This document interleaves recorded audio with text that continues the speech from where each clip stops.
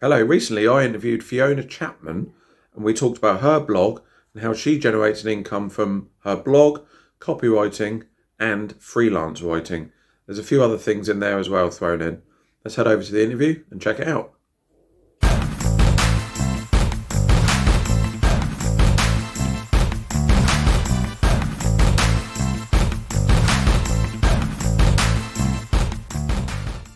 Okay, welcome. So, this is a spotlight interview, and I've got Fiona Chapman with me today. She's a kind of money, kind of finance blogger. She's got her own website, financiallyindependent.me. So, how are you, Fiona? Are you okay? Yeah, I'm good, thank you. Glad it's spring because Yes, enough of definitely. winter and cold and everything. Oh, So yeah, but enough of that. Yeah. it's been really nice the last few days. Been down the allotment and doing lots of planting. Oh, excellent, excellent. Okay, so we just if you just kind of give everyone a kind of a general backstory, if you like, about kind of how you got to where you are now. Okay, so back in 2018, I actually started a personal finance blog called Miss Penny Money.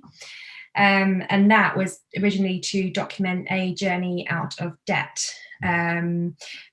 I paid off quite a lot of personal debt, but as my kind of blogging journey evolved, I decided, because it was what's the word?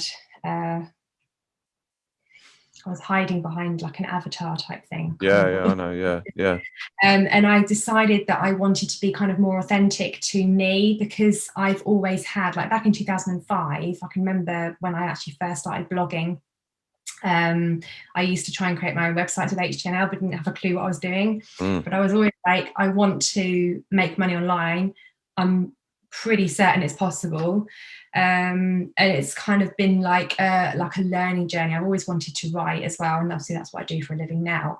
So I wanted it to be more of a blog that could show people that you can earn money on your own terms. Like there's so many different ways to do it. So I then rebranded to be Financially Independent Me, and that's where I am now. yeah, that's great. Yeah, I can remember all the HTML days. I mean, Jesus, I just wouldn't entertain that now. Do you know what I mean? I just can't think of anything worse than doing it like that. You Oh, know, it took hours. It used to take hours just to do like one line of code. it Just was, wasn't it? Yeah, yeah. I had all these programs, and it's just a complete nightmare.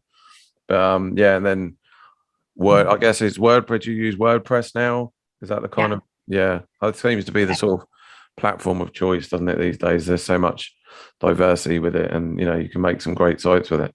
So you mentioned just then actually about writing. So is that kind of a thing that you do now? Is that your sort of main source of income?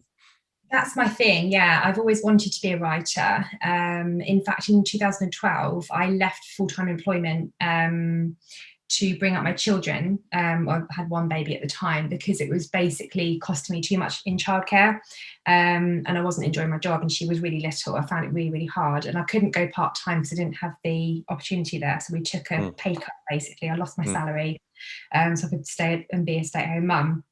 And I spent that time writing novels.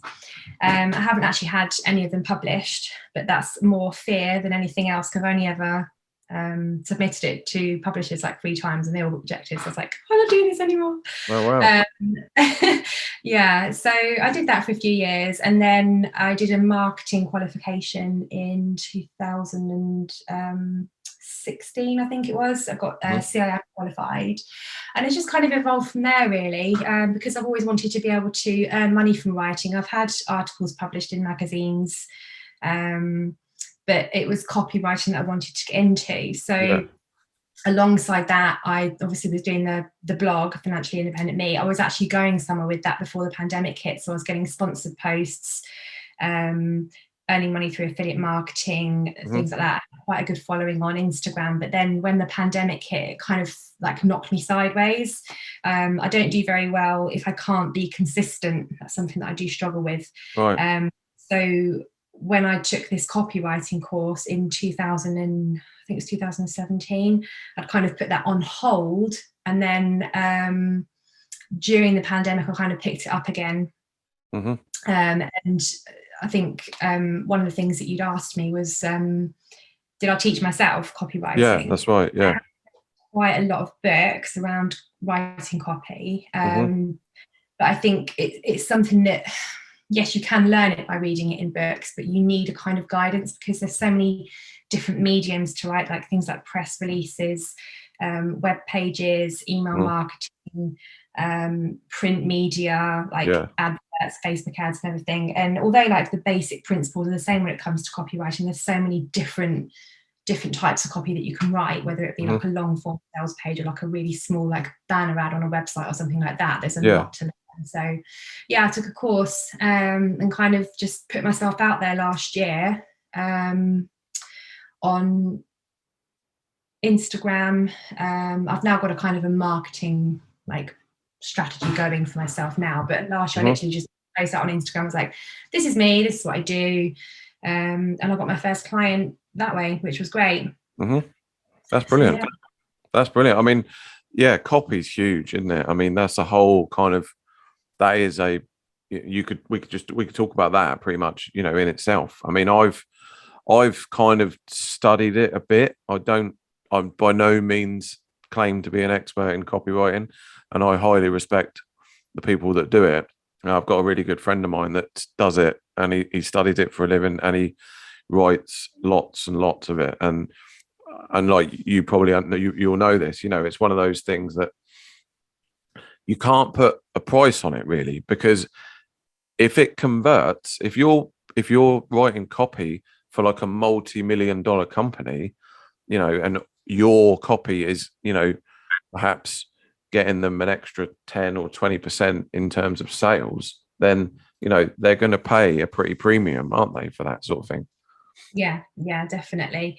The other thing as well, I think with copywriting is it looks easy because when you read something, you think, gosh, that's just a few words on a page, if it's like a small ad or something.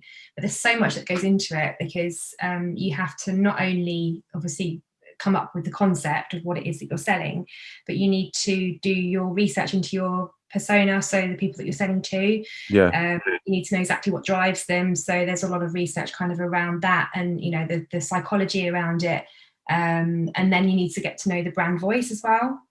So how the company speaks, who you're basically selling for, and then there comes the concepting, kind of bringing it all together. And because you want it to be in the brand voice of the company that you're writing for, finding the words that you want to get the message across, but obviously needs to sound like them as well. So you can be constantly like, you can have good days, you can like just come out really fast, and days where you could literally just be like a bit more of a struggle.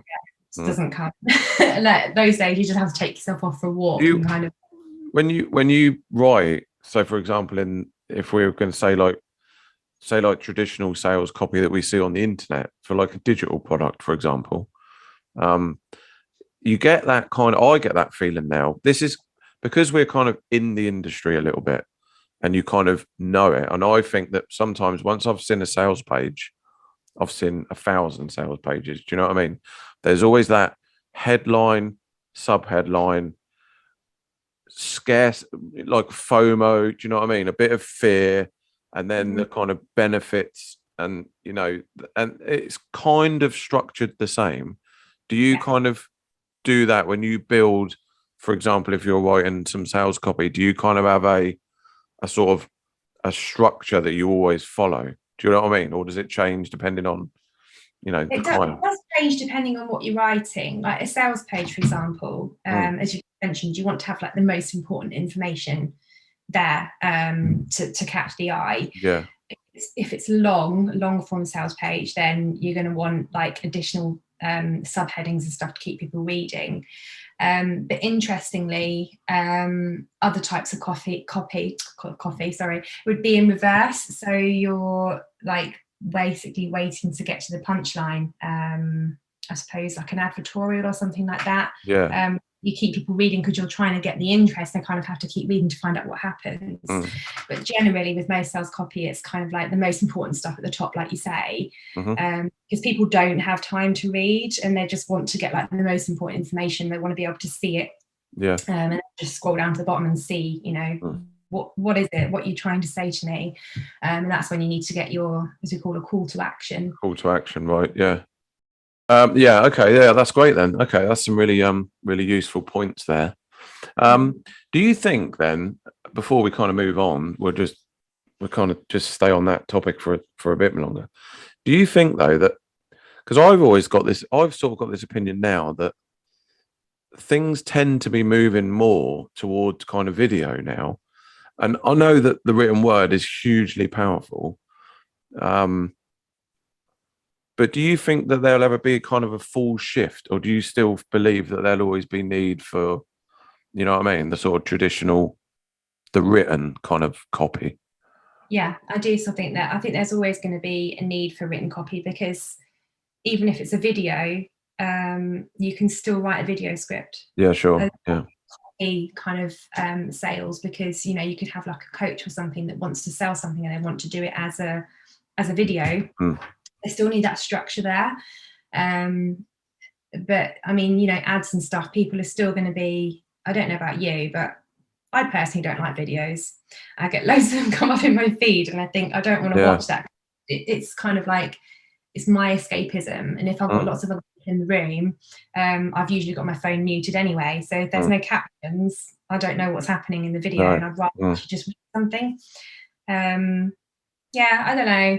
Maybe it's the writer in me, and I'm a reader as well. I think there's always going to be readers and writers. I think you're probably right. I mean, another big thing is email. That don't seem to be going anywhere, does it, anytime soon? And if you can land in someone's inbox, just that, obviously the headline we talked about just a minute ago, the headline. So like the subject line of an email, that's huge, isn't it? That's that's what kind of drives the open rate, basically. If you don't open the email, then whatever it is inside it, the call to action and everything like that. You've got no chance at all. If your subject line isn't doing its job, then people aren't going to read your email. One of my favorite stats, actually, it's a HubSpot one, and I always cite it when I'm pitching clients, is that the return on investment for email marketing is 4,200%. So I think it's like 42 every pound they spend, they get that. No, hang on, a pound for every 42 pence that they spend, or something like that. But yeah, 4,200% return on investment, which is incredible. That's brilliant. Yeah, that's really good. Okay, that's great. Yeah, so for anyone kind of listening in that they fancy themselves as a bit of a writer, copywriter, doing scripts, this, that, and the other. Have you got, how did you go about? I mean, you mentioned you got some clients off of Instagram, which is great. I mean, I definitely think people don't use their social media platforms enough. Again, whether that's like a fear thing or whatever, for whatever reason. But how else? Yeah. So how else do you kind of go about getting clients? Do you use the sort of, like the people per hour, the Odesk websites, or is it all kind of word of mouth? How do you go about doing that? I used to use those platforms, so Upwork, Fiverr, people per hour, but they're so hard to get work because there are so many people applying for the same jobs, and it's just, you basically, everybody's going for the same. It's like a race to the bottom, isn't it? Yeah, because people are always kind of the people that use those marketplaces are going to be looking for as cheap as they can get, basically. So the best way to land decent clients that are going to pay properly is through pitching, or, like you say, word of mouth, networking. Pitching's great because you basically find a company that you want to work with. You have a look at their website, their social media, what kind of marketing things they've got going on in the background, and then you've got a reason to talk to them. So you can get in touch and give them a little bit of feedback on what they're doing, praise them on what they're doing well, and then just kind of make a gentle suggestion, and that's usually a good way to kind of get a response back from them. And then I generally set up like a Zoom meeting, as we were talking about earlier, and then just take it from there. So it's more of a traditional sales approach, really, but obviously as a copywriter I use email. There you go. Yeah, that works straight away. Brilliant. Okay, cool. All right then. Well, that's been really good, actually. Some great stuff on that, because it's certainly something I need to think about more. I definitely need to work on that. But yeah, okay. So that's brilliant. So going back to your blog, Yes. and the kind of, because we've got kind of similar niches. We write the same sort of stuff on our blogs, and I was looking over at your kind of make money section. Something that I'm really interested in, something that I talk about all the time, which is all like, the side hustles. You know, everyone's, scrapping these days, aren't they, to pay the bills and get everything done. But we're kind of blessed, aren't we, with, the kind of internet and, loads of opportunities that are out there. And, you mentioned several in on the blog in your kind of money section. I was just kind of wondering if there's any sort of side hustles that you talk about in that you do yourself or you used to do, or anything like that. Yeah, my favourite side hustles, things like selling. So basically anything I've got around the house. I've actually got a pile of stuff in the corner that I really need to get on eBay. Although I'm a bit like that about eBay at the moment because of the fees. Facebook Marketplace I think is fantastic because you don't pay anything. And Vinted is another one as well. I think I've not used it yet, but I know that they don't charge any fees and you just have to pay for selling costs, but then you would obviously put that on your include that. When I first started my blog as Miss Penny Money, like my journey to get out of debt, I was selling everything, and I sold like all our DVDs and books and stuff. And there's apps that you can use like Ziffit and Zapper, and there's another one that I can't remember. I know what you mean. And you literally just scan the back of the DVD case or the book or whatever, the barcode, and then it tells you how much it's worth. So I used to box those up and send them off because we had loads and loads of DVDs. And mystery shopping was one that I used to do but want to get back into. I just basically haven't done it because of the pandemic and I haven't been going out. But I found, as a stay-at-home mum especially, it was a really good way to kind of build confidence, because when you're stuck at home all the time and you don't really go out very much, and obviously having not been at work for so long, you don't have that confidence that you used to have. So it's a really good way to kind of get out there and meet people. And I used to start small. So like some of the tasks I would do would literally just be to go into a supermarket, like over your shoulder, make sure no one's watching you. And you'd like either buy some stuff off a shelf, or you'd take a picture of a shelf, or in the fridge or the whole bay or whatever. And just upload the image of that to say that the stock is there, or some of the tasks would ask you to actually buy the stock and take it away. Okay. But that was good because I got freebies, which was great. So I did that, and then I then kind of progressed up to doing things like going to try on clothes, going into mobile phone stores, and pretending to actually physically purchase a mobile phone. And there was one guy who actually said to me, "Are you a mystery shopper?" And I was like, what makes you say that? Yeah. Honestly, I think I must have gone bright red because I was like, oh my God, I've been caught. Why did you say that? But I think I managed to fool him anyway. So that was quite good. I wouldn't know. How do you? I wouldn't know. That's a whole different new world to me. Do you know what I mean? The mystery shop. I've never got it. I've never understood it. A friend of mine, actually, I was talking to a friend of mine the other day, and funny enough, she said something similar, like, "Oh, yeah, I've got these packets of rice. I've got to go and try them and then do a review, and I'll get like 40 quid for it." And I was like, "What? What are you talking about?" And that was, I guess, similar sort of thing. Yeah, it's great fun, and it's just it's a side hustle, isn't it? It's just a way to make it. Yeah, that's good, isn't it? And I know that there are like you can go into restaurants and stuff and order drinks, and you can kind of grade them when they serve, get that money back, and then obviously you get to order meals. I've not done those personally, but that's what all the restaurants dread, isn't it? The kind of, I guess, the sort of the people that are going to critique their food or whatever. But okay, cool.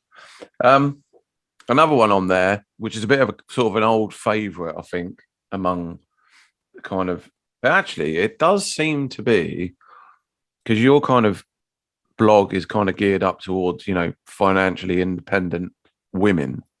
But I should point out that, I've been over there and there's loads of great tips. So, if any blokes are listening to this as well, definitely head over and check it out, because it's, there's loads of stuff on there.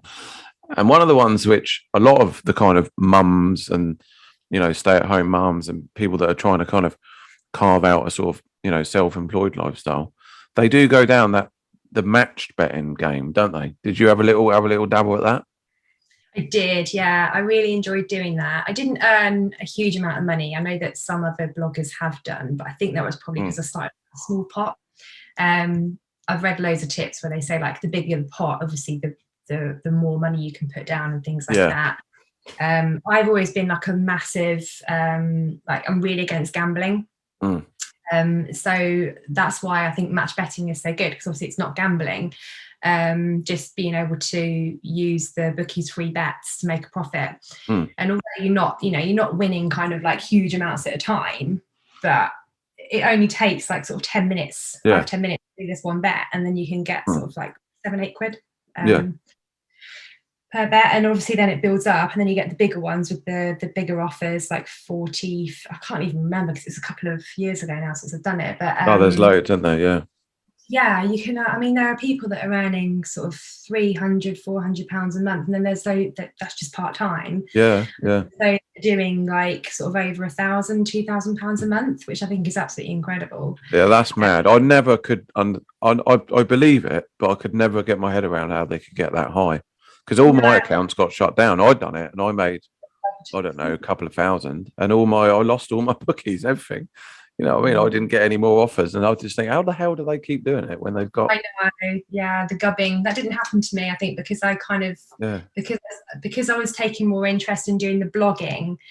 It was kind of taking too much of my time, because my daughter was only 3, she was about 4, I think, at the time. So I had limited time available. I used to like do time blocking and stuff. And I had a system for my match betting, so I would do probably like half an hour to 45 minutes in the morning where I'd place my bets and I'd update all my spreadsheets and everything. But then I thought, no, I'm gonna knock this on the head now. But it's a great way, especially since it's tax free as well. So you definitely obviously have to include that in your earnings. I agree. I think it's a good. The way I see it is a kind of one-off. If you want to make, say, £1,000, and that's it. I see it as that. I think if you just want to make £1,000 in, like, be realistic, do say something like 6 months. I don't agree with all this, like they can do it in like 2 weeks or whatever. If you just, because most people aren't going to put 500 quid down, they're going to start with something like £50, aren't they? And just generally build it up slowly. And I think that you can get to that. That's more than achievable, but you need a bit of discipline. You need a bit of organization.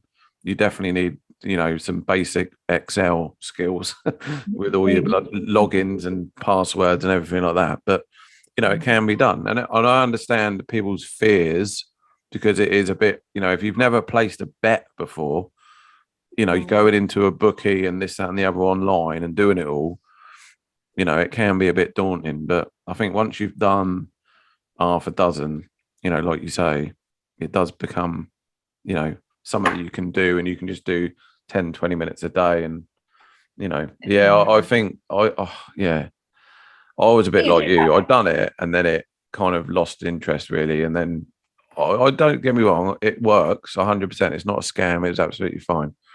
But and the match betting software that you use as well, I don't know which one that you use, but the one that I used, I thought was just amazing for like the training and everything, and telling you how to do it. Because I was the same. I'd never, obviously being anti-gambling, I'd never placed a bet in my life. No. Have a clue. It's like, what are odds? I don't know what it means. Fractional decimals and things like that. The training was absolutely amazing. It's so basic and so like step by step. Like, you can't go wrong if you follow it. It's really, really helpful. Yeah, there's quite a few out there in there. There's Odds Monkey, I think, was one of the popular ones. Team Profit. There's quite a few out there now. Profit Accumulator, that's the other one. Yeah. Okay. Yeah, they're all massive companies now. Massive. Anyway, that's brilliant then. So you mentioned then going back to the blog, we were talking about that. And obviously that now, hopefully, things picking up and everything's, doing all right. That will also become kind of a revenue stream. You mentioned then that you do generate some income from affiliate links and stuff like this. So how do you kind of see, how's it been with the blog, and how do you kind of, see that going? And is that kind of something that, you're going to be sort of focusing on now?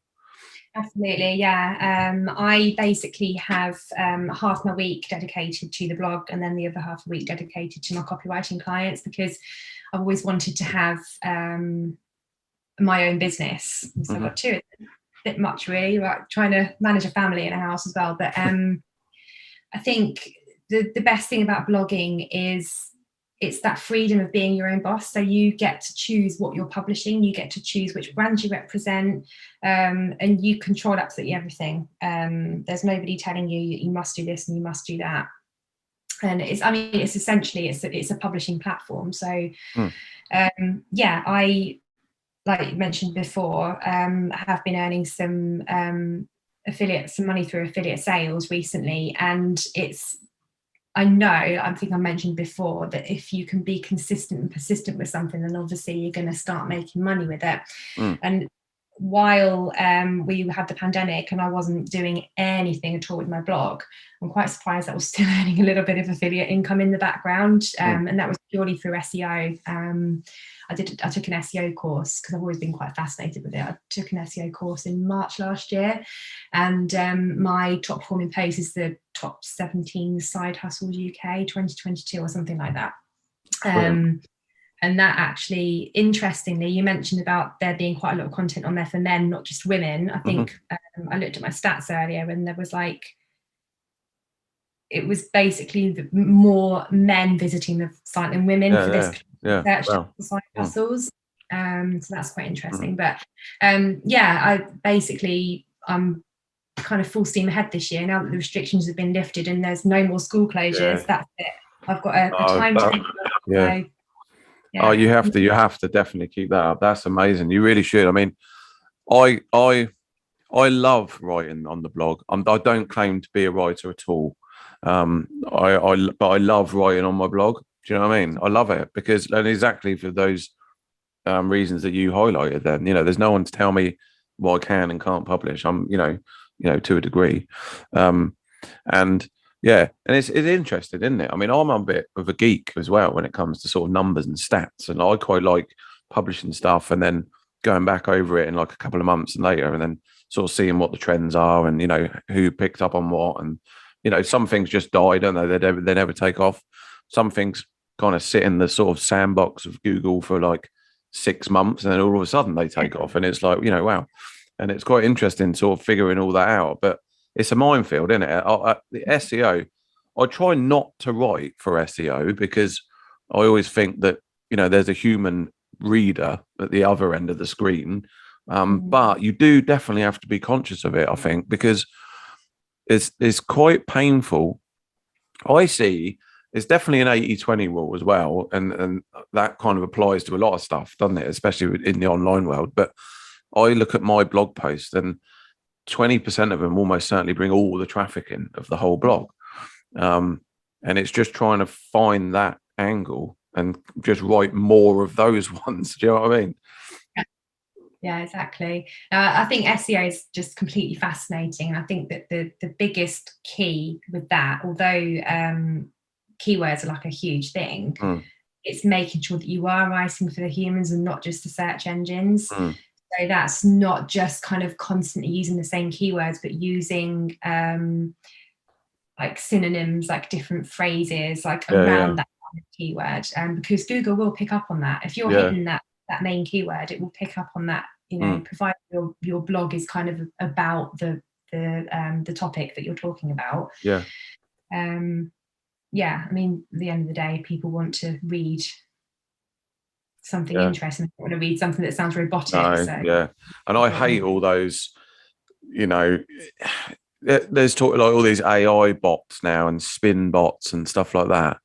I will admit I use one for one of my, I actually don't that much anymore. I used to do a lot of Pinterest, and it used to bring in a lot of traffic, but recently it's just died off. And because everything's moving to video now, even Pinterest is like, which was all about images, seems to be now going to more kind of slides and stories and video. So a lot of the pins that I had which were really good at one stage, just don't seem to cut it anymore.